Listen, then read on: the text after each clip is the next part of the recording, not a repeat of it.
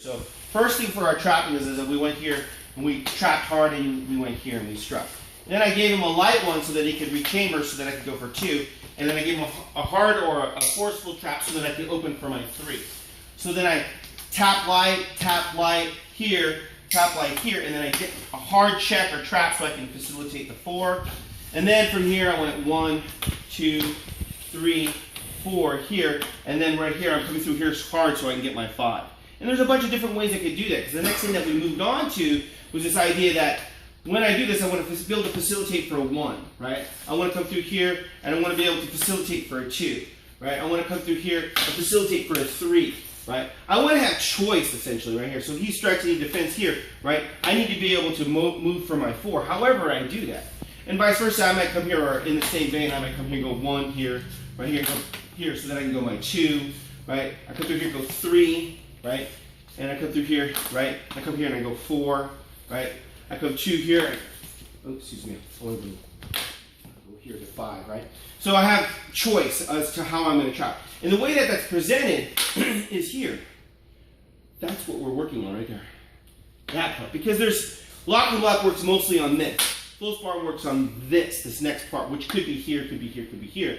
But then there's this hitting and trapping and hitting and trapping and hitting and trapping.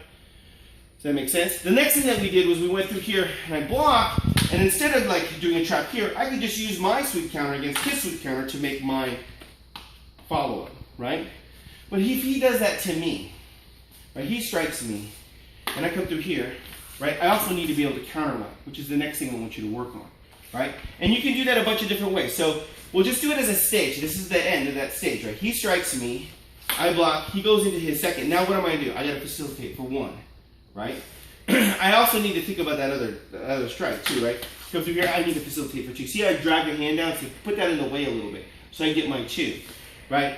He strikes, right? I come through here and I sweep this through so that I can get my 3. This is here to cross this up, so it's harder for him to do that, right?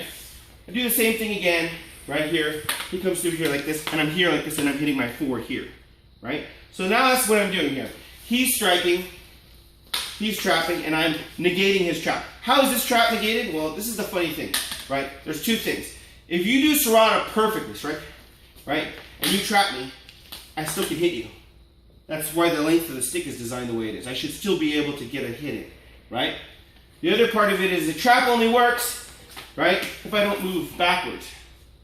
A trap only works, right, if I don't replace my feet, right? Trap only works if I don't sidestep. Trap only works if I stay still, right? Trap doesn't work, here's like this, if I move forward. No more trap. I shed the trap off because his energy is going this way, and I rotate and move forward so that I can trap his and free my weapon at the same time. So in this drill here, he strikes me and comes through here like this, and I'm working here. That's no longer trap. He's got his hand on me, but he doesn't have control over me anymore because he's got nothing to pin because I moved too far away. For that briefest moment, I gained an advantage. And that's what you're looking for. Your strike, your defense, your counterattack is about you obtaining and pressing an advantage over your opponent. Right? All right. Try that out.